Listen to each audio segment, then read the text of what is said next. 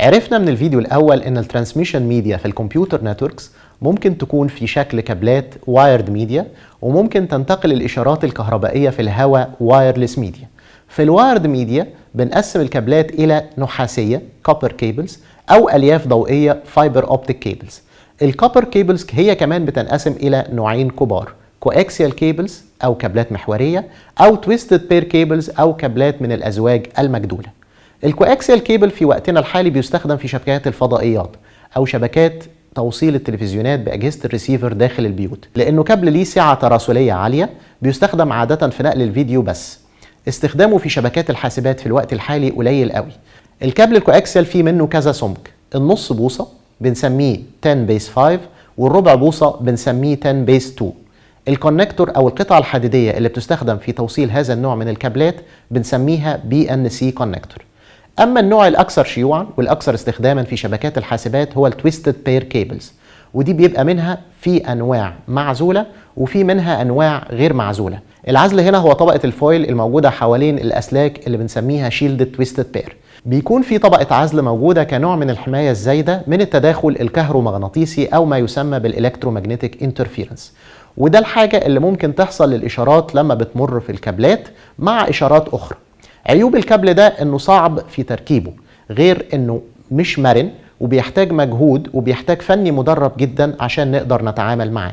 الكابل الاسهل في التوصيل والاسهل في الاستخدام وبيوفر مرونة اعلى من الشيلد تويستد بير، وكمان سعره اقل ومناعته مقبولة نسبيا من التداخل الكهرومغناطيسي هو الانشيلد تويستد بير او اليو تي بي كيبل.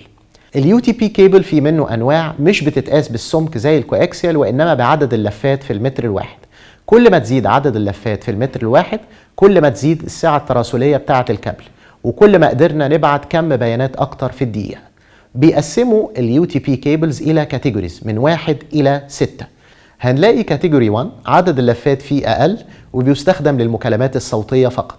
ظهر بعديه كاتيجوري 3 كاتيجوري 4 كاتيجوري 5، ودول كانوا بسرعة نقل بيانات أعلى وصلت إلى 100 ميجا بت بير سكند.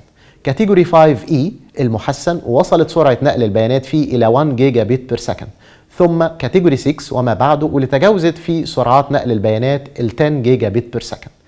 الشيلدد والانشيلدد تويستد بير كيبلز بنركب فيهم نفس نوع الكونكتور اللي هو ال RJ45، وده الكونكتور البلاستيكي الشفاف وتركيبه بيكون باستخدام الكريمبر تول.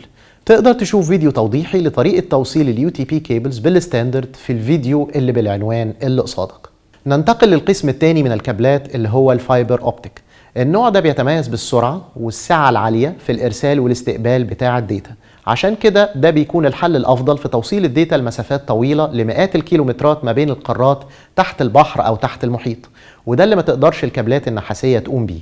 كابلات الفايبر اوبتيك بتوفر مناعة كاملة من التداخل الكهرومغناطيسي، وده لأن الإشارات اللي بتمشي فيها بتكون إشارات ضوئية مش كهربائية. كابلات الفايبر اوبتيك بتكون مكونة من البلاستيك والإزاز، وبتكون محاطة بطبقة من العزل بيقدر يحمي الطبقة البلاستيكية والطبقة الزجاجية اللي موجودة جوه الكابل من أي كسر أو من أي حيود أو من أي اختلال في الإشارات الضوئية اللي ماشية فيه. نتيجة ده بتكون الإشارات الضوئية حاصلة على مناعة 100% من أي تداخل كهرومغناطيسي، لأن اللي ماشي ضوء مش كهرباء، والضوء لا يتداخل مع الكهرباء. كابلات الفايبر اوبتيك بتحتاج فني مدرب على مستوى عالي، وبيكون تكلفته او سعر هذا الفني غالي جدا، بجانب ان سعر الكابل نفسه بيكون غالي والمتر منه بيوصل سعره لاضعاف سعر المتر من الكابر كيبل.